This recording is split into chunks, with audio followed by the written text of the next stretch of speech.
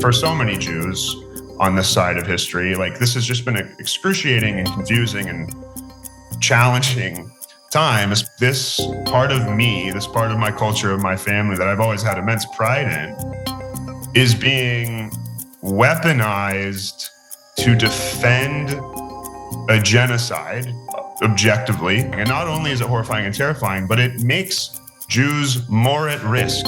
It makes anti-Semitism go up, not down. How dare you use my name to defend your positions on this, right? Like, it's shocking. Hi, welcome to The Revolution. It's a show where we try to figure out what's going wrong in the country and fix it peacefully, non-violently. All right, now we are joined by Charlie Golden Sun, which is kind of a super badass name.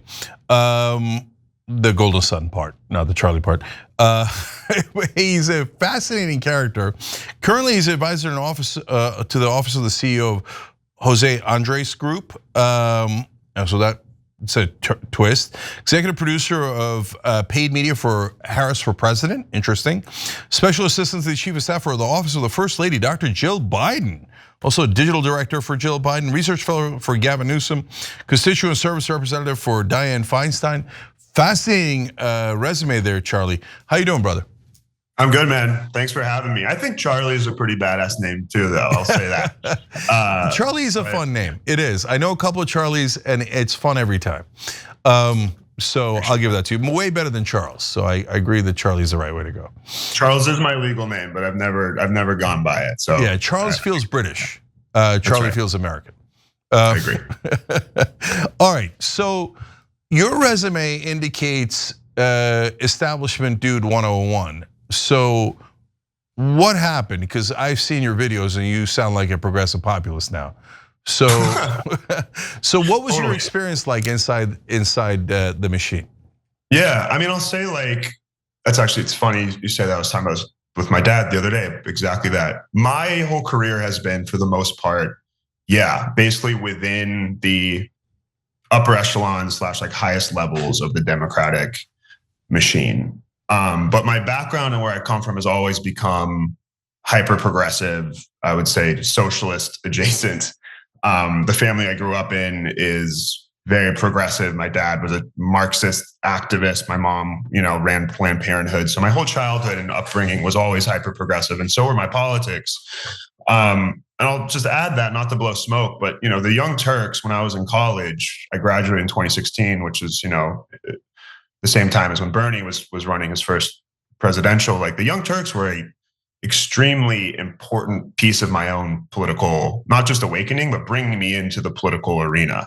I didn't plan on working in politics. My family had always been hyper political, but I never thought of it as a career. And kind of the combination of Bernie running with my own, me finding TYT and really understanding and finding what I felt like was a digital progressive media community, like that is what brought me into politics in the first place. So that all being said, the first job I got out of college was a staffer for Dianne Feinstein. Obviously not a progressive icon necessarily, but as a 22-year-old kid looking for a foot into the political space, especially while at that time Trump was running, that was like a dream opportunity. And I grew up in San Francisco too. That's the other thing. I'm a local kid from San Francisco. Dianne Feinstein was always like, and remained kind of like the mayor of San Francisco, even when she was long past her city hall. And that's really what got me in the door into that establishment space. When Dianne Feinstein decided to run again, when she was close to 90, that's when I decided to leave. And where I went from there was to Los Angeles, because I really understood when I was in the Senate, again, TYT being a significant portion of this, learning that Senate staffers, congressional staffers are paid a tiny amount of money, and therefore the predominant, kind of power players and folks in the ears of these decision makers tend to be really young staffers. And where are those staffers getting their media? They're not necessarily reading the New York Times or the Examiner. They're watching videos on YouTube, on Facebook video. They're consuming content from TYT. They're consuming content from Vice, now this. Attention, ATTN. And so I ended up actually moving down to LA because I was really interested in that. I wanted to understand, how can you create media, progressive leaning media, that really shapes the understandings of the decision makers guiding the decision makers. And so again, though, when I was in LA, the folks that we were working with at Attention, I ended up being like functionally the chief of staff at Attention. I kind of like ran the political arm there after 3 years. We were working with all of the presidential candidates. This was in the 2020 primaries, Democratic primaries. We had Biden's team coming to us. We had Bernie's team coming to us. We had Warren's team coming to us. We had Yang's team coming to us. We had Booker's team coming to us. Klobuchar, Hickenlooper, like everybody. And so even though my own personal politics were very lefty, professionally, I was being plugged in to kind of advise and write and produce for these very establishment, more liberal candidates. And the Bidens actually asked me to leave that job to come be a digital director for them. This was during the primaries, and I turned them down because I was a Bernie Sanders supporter. I was volunteering every weekend. I was knocking doors for him. I was always kind of jealous because we got to touch Bernie at Attention, but we never really got to help as much as I wanted to, because frankly, his campaign knew what they were doing. They didn't need our help compared to a lot of the other establishment candidates. So I didn't get to work with them as much. So I turned Biden down. He wasn't my horse, right? I thought he was going to lose. I wanted Bernie. But they ended up coming back to me after that Super Tuesday, after Bernie lost and after Biden won the primary, and said, what about now? And at that point, I felt like, you know what, screw it. All hands on deck to beat a fascist. Like, I'll absolutely come do this. And so that's when I kind of entered the Biden orbit, which was a completely new chapter in the establishment realm of politics. So Charlie, let's pause there for a sec. So first of all, thank you for what you said about the network. I appreciate it. And it's, we get a lot of heat here, right? And so it's nice to hear every once in a while that we do something positive in the world. I appreciate you. Okay, so now you dealt with the Feinstein. You were relatively, new staffer, young guy, etc. Now you go to work for Jill Biden at the White House. Now this is serious stuff now. So I'm super curious, what was your experience inside that machine? Yeah, so the majority of my time was on the campaign and on the transition.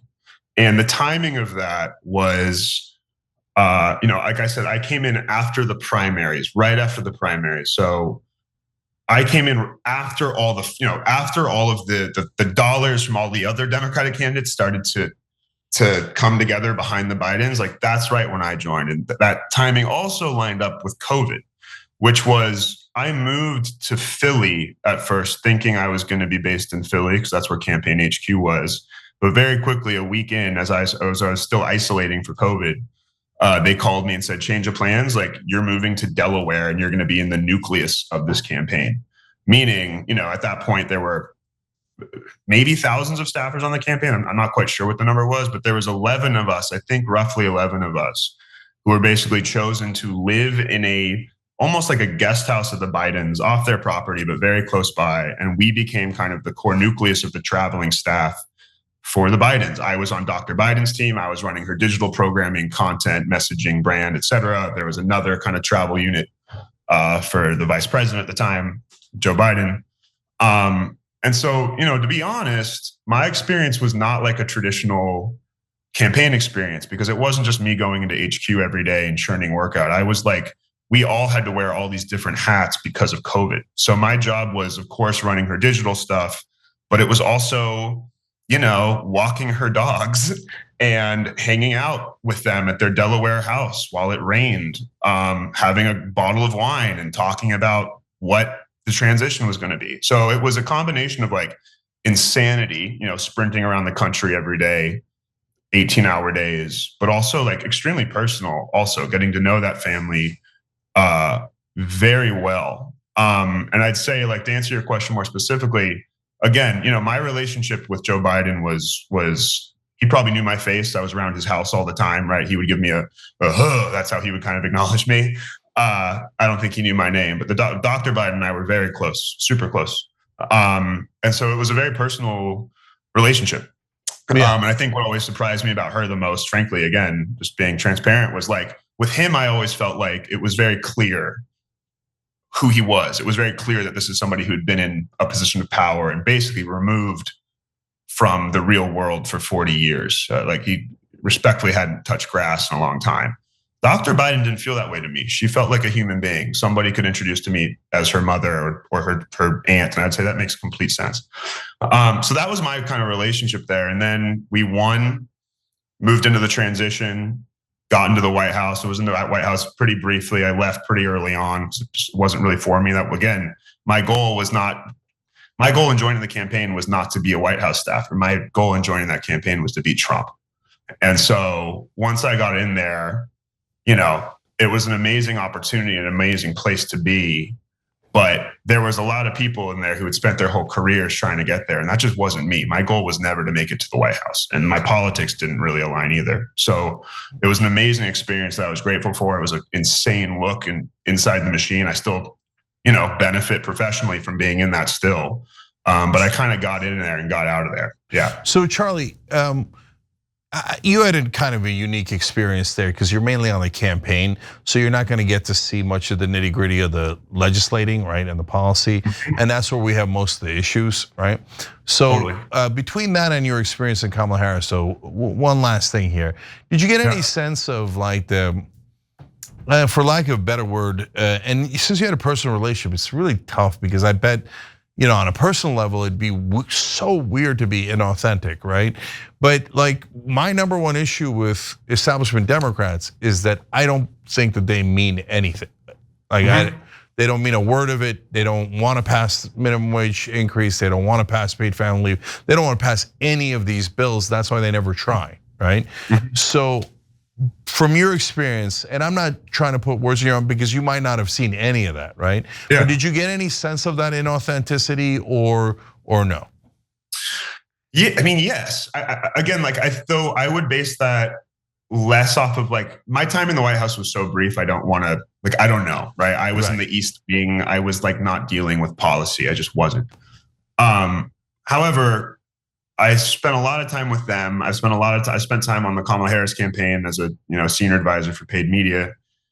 What I can tell you is like, and maybe this is a transition to the campaign stuff, is like the inauthenticity is real, but I think so much of that is driven by the consultant class, right? Like so much of that, especially with these older establishment Democrats who have just been in this machine forever. And I'm not justifying it or excusing that behavior, but the reality is so many of these people and these principals have surrounded themselves with loyalists for so long who, for the most part, have made their careers off of paid media buys, right? Like they don't even understand the media ecosystem that they exist in anymore. And they're wealthy, they're elitist, and they also haven't touched grass. So I think one of the problems is this kind of like snowballing effect of not only are these politicians starting off as somewhat inauthentic, wishy-washy, no real policy agenda to begin with, but a lot of them were also surrounding themselves with consultants and advisors who were always guiding them right back to the middle, right? And because these people had only been in that space for so long, they didn't know any better. They didn't know who else to go to, or they didn't trust them, or the voices who were telling them to move in a certain direction, which frankly, like that was my job, right? Like that's how I always viewed myself, was like I got into this space and I was the one always screaming and yelling and trying to drag people in my direction. We were never the most senior people in the rooms, right? Or we were made fun of or laughed at it or told that our opinions were a joke, or that's why I'm the California kid and not the DC kid. So yeah, I think there's a ton of inauthenticity there, but I think it's layered, right? It doesn't just come from them being disconnected. It's also kind of the infrastructure that they built around themselves that just perpetuates that inauthenticity. Yeah, it's so interesting. Okay, so now you're out in the non-political world to some degree, but you're making videos, and I want to show one of them because they're fun, they're interesting. I think you're good at it.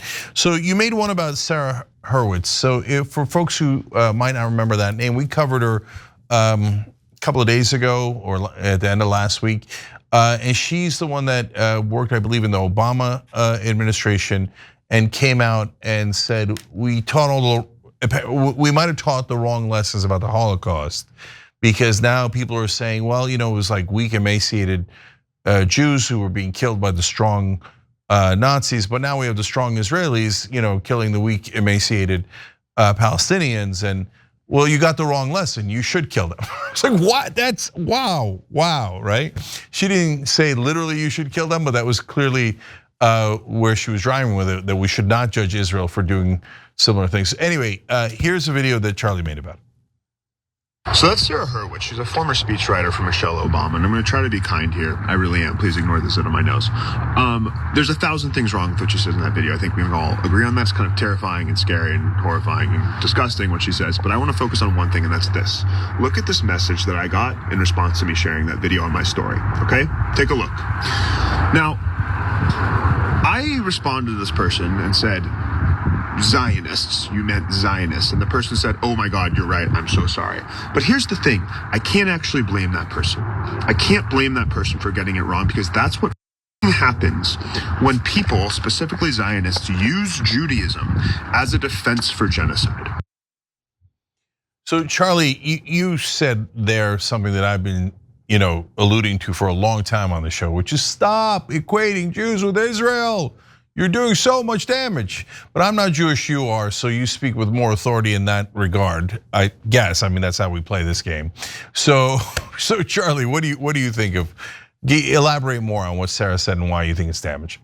Yeah, well, I'll say quickly, just take one step back. I want to be clear, I am actually still in politics. I still work as a political consultant and advisor to candidates and organizations. So I just want to put that out there. The content is kind of downstream from that. The content started as me being furious with our inability to message properly, me just feeling like, all right, I'll try doing this myself. So that being said, yeah, I mean, I think like I'm a Jew. I grew up in a Jewish family. We are not the most religious. For us, Judaism is hyper cultural. My grandfather was the lead psychiatrist at the Nuremberg trials. Like, we were deeply connected to the Holocaust. We have deep understanding of what genocide means and what it looks like. For me, Judaism was always deeply tied to a culture of fighting back against oppression, of standing up when things are unjust. And so from the get-go in the last 3 years, this is, for so many Jews on this side of history, like, this has just been excruciating and confusing and challenging time, especially when, I've never personally, especially as like a, at least white appearing dude, I've never had to really deal with issues around my race or my sexuality or my religion, even being Jewish. It's never been an issue. And for the first time, having to really feel like, okay, this part of me, this part of my culture, of my family that I've always had immense pride in, is being weaponized to defend a genocide objectively. This is something that has been stated by some of the most professional and verified organizations around the world, is horrifying and terrifying. And not only is it horrifying and terrifying, but it makes Jews more at risk. It makes anti-Semitism go up, not down, in my view. I think it is impossible to say that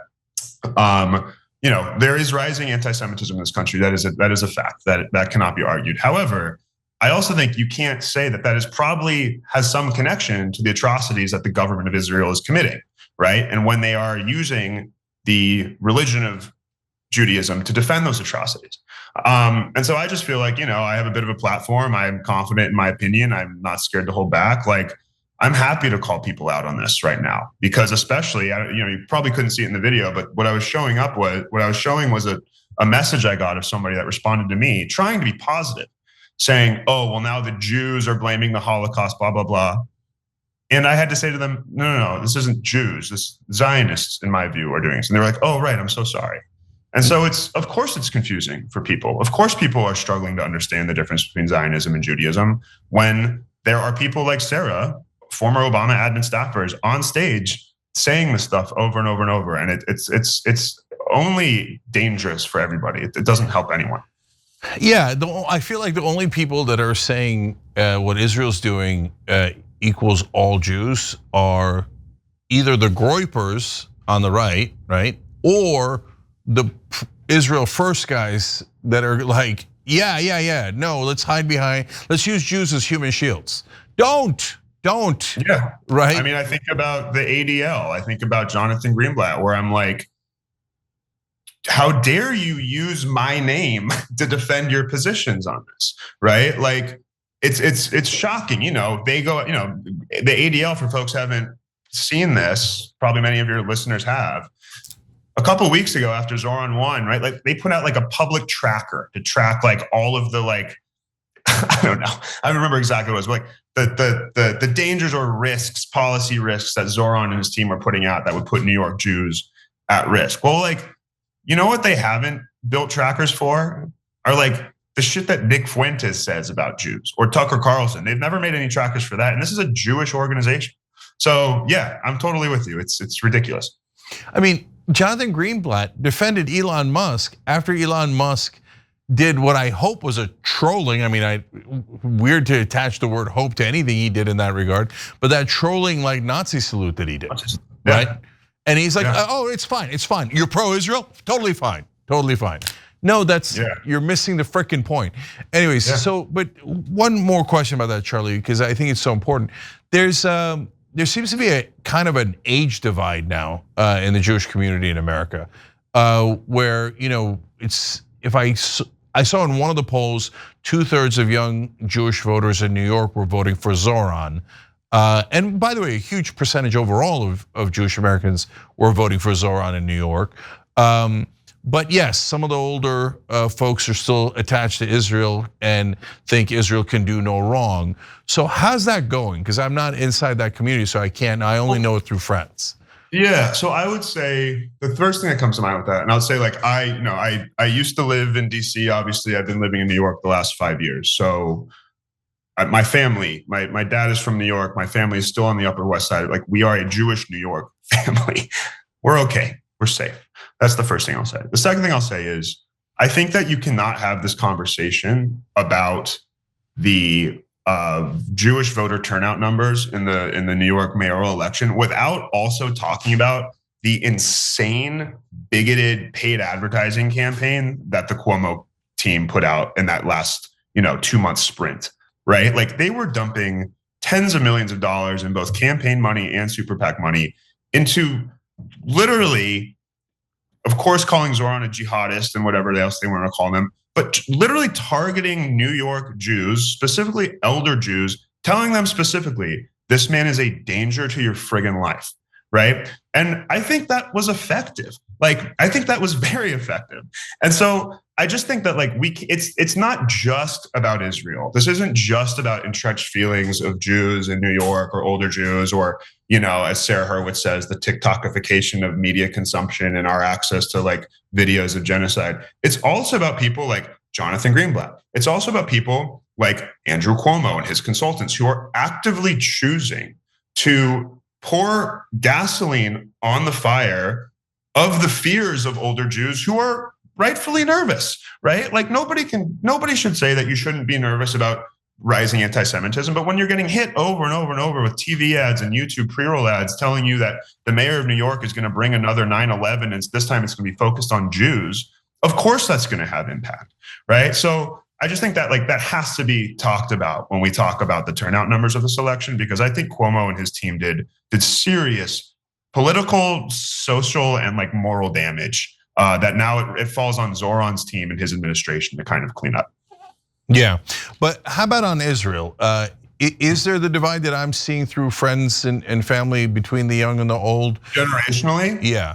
Yeah, I think so. Yeah, I mean, I don't have the numbers in front of me. I'd say like anecdotally, it absolutely feels that way. Totally. I mean, I grew up in a family that was like my immediate family were, frankly, like, I grew up very aware of what Israel was doing. I don't know if we would call ourselves anti-Zionist, but maybe we would call ourselves an anti-Zionist family always. So I feel like I always was on this side and aware of this. But I also have family members who are on the other side. That being said, the majority of my Jewish friends are absolutely on the side that I'm on. There's a few outliers here and there, but yeah, anecdotally from my own perspective, I think it is. And I think to Sarah Hurwitz's point, which again is the Obama speechwriter, she's right about one thing, which is that because of TikTok or YouTube or Meta or whatever, that young people are having more access to the visuals, not just the visuals of genocide that Israel is unleashing on the people of Palestine, but also to independent media, to independent voices. What I would disagree with Sarah is that she blames TikTok for that instead of blaming Israel, right? Like in my mind, digital media has democratized media. And of course, social media has a lot of problems. I'm not arguing that. There's a lot of negatives here too. But on the positive side, it has democratized media so that young people who are on social media have more access to the world around them and are not as prone maybe to the pre-generational propaganda that our parents or grandparents were consuming. Yeah. And so yeah, and we know, there's organizing happening online. There's organizing happening on TikTok and on Instagram, on et cetera. So I think there is a generational divide, and I think it absolutely has to do with the type of access and the imagery and the information sharing that younger generations have access to now. Yeah, I totally agree. And it's not about just Jewish community; it's every community. Totally. So when you talk about like the Turkish community, is there, as you put it, it's a really interesting phrase you use: generational propaganda. Absolutely. And the older generation grew up on propaganda. So they literally think that that's the truth. I mean, to the point where I've told the story many times on the air. When I was in Turkey, Charlie, I grew up there until I was 8. They taught us that the Turks had never lost a war other than World War I. And as a kid, I internalized that and I really believed that. And I was in college and I read this story of a battle of many, right? That the Turks lost. And I was like, that can't be true because the Turks have never. And then I paused and I was like, oh my God, that was such obvious propaganda, right? But you don't know that if that's all you've ever learned, right? So you're 100% right about TikTok, and everything else is actually showing you the reality instead of the propaganda. If I could say one thing really quickly to that, like I have to, like, I also, and again, I don't view it as an excuse or justification, but like there is people who grew up in hyper-Zionist communities or synagogues. Like, I do think there needs to be some, now I understand that we're many years late to this, so I'm not saying they need this amount of time, but like, I think people outside that world don't quite understand the programming that's happening, right? And therefore like the deprogramming that's required for a lot of people in those communities. And I think it's easier for younger people to do that because they've spent less time on it. But like for older generations, it's not just that they've been consuming media, it's that their entire communities and for many people, their entire systems of faith have been consumed by this worldview too. And it's hard to deprogram that, right? It's a lifetime of learning, try to kind of like take away. So yeah. No, Charlie, yeah, I couldn't agree more. Let me double down again with the example of the Turkish community, right? So like when you tell Turks that about the Armenian genocide, they're not going to believe you under any circumstance because their entire life, not just their education, but their community and their culture was the Armenian genocide didn't happen. And it's funny you mentioned it today because it triggered for me the thought. I remember we were taught that the Armenians, because this was a quote taken from an American colonel, which I realized later probably got contracts from the Turkish or Ottoman government later, right? And why he wrote this absurd thing. He wrote that the Armenians had returned fat and entirely unmassacred. And earlier today on the Young Turks, we covered a story of Dave Rubin talking about how the Palestinians were entirely unmassacred and were even fat. So it's like the same exact thing, both about genocides. And when it's like your own identity, people get dug in, and unfortunately, the older they are, not all the time at all, but overall, generally and on average, they get dug in more. And so it isn't about Jewish folks, it isn't about Turkish folks, it isn't about any race or religion. These are governments do wrong actions, and we have to have the courage to call them out. So I love that you do that, Charlie. All right, but before we let you go, Charlie, the show is The Revolution. So do you think that we need a political revolution? And what do you think is the one thing that you would do if you think we need one? If you could, right? That would make the difference in getting our democracy back and getting the government to represent us. That's loaded. I think we need a political revolution. What I would say, and this is me putting on like operative strategist hat and digital media professional hat, is what I would do is if I could flip a switch, it would be to flip the switch so that donors and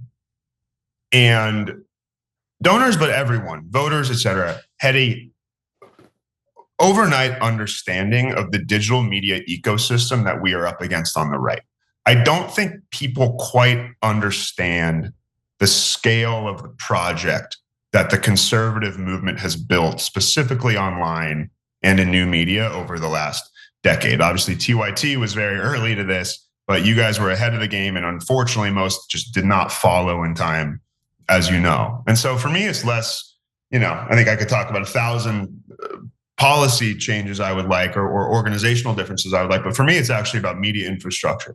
I think where we are losing objectively is that we can't get our message out to enough people. Sometimes the message is actually correct. Sometimes I would argue it is right, but we are failing to reach people where they are, and that is not just because our messengers aren't the best, which they aren't. We need much better messengers too, but it's also because we have not had proper investment in digital media infrastructure like the conservatives had over the last decade.